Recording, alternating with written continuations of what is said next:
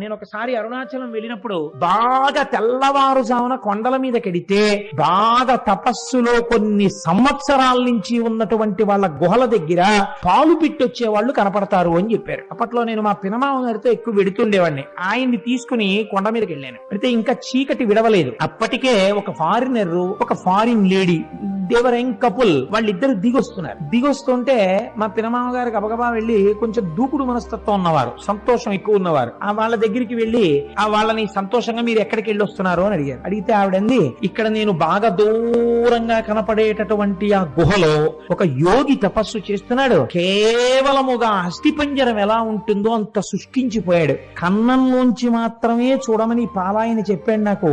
నేను కన్నంలోంచి చూశాను, కానీ నాకు ఆయన శరీరంలోంచి కొన్ని వేల వోల్ట్ల బల్బు వెలుగుతున్నట్లు కాంతితో నాకు దర్శనమైంది. ఇతను అక్కడ పాల కుండ ఒకటి పెట్టి వస్తుంటాడు ఒక పిడతతోటి. మరునాడు వెళ్లేటప్పటికి తాగి ఖాళీ పిడత ఉంటుంది, తాగకపోతే ఇంకొక పాల పిడత పెట్టి వచ్చేస్తుంటాడు. అటువంటి తపశ్శక్తితో ఉన్న మహాపురుషుణ్ణి చూశాను అంది. అంటే మా పినమామ గారు ఆవిడికి వెరీ గ్లాడ్ మా దేశం వచ్చి మీరు ఇటువంటి చూశారు అని ఇలా షేక్ హ్యాండ్ ఇచ్చారు. అంటే ఆవిడ షేక్ హ్యాండ్ ఇవ్వకుండా ఇలా నమస్కారం చేసింది.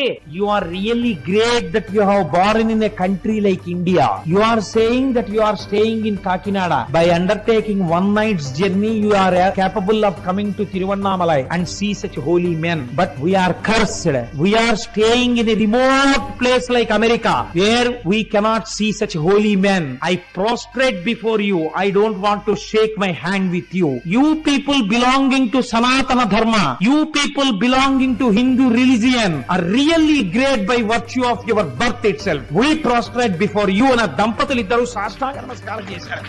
కేవలం సనాతన ధర్మంలో మనం పుట్టినందుకు, పుట్టలేకపోయామని ఏడ్చి వాళ్ళు సాష్టాంగ నమస్కారం చేశారు. ఇటువంటి అమృత భాండం, ఇటువంటి ఐశ్వర్యవంతమైన ఇంట పుట్టి అడుక్కు తిన్నవాడు ఎంతటి అయోగ్యుడో, ఇటువంటి సనాతన ధర్మంలో పుట్టి దీని మీద విలితి ప్రసంగాలు చేసేవాళ్ళు అంతటి అవివేకులు.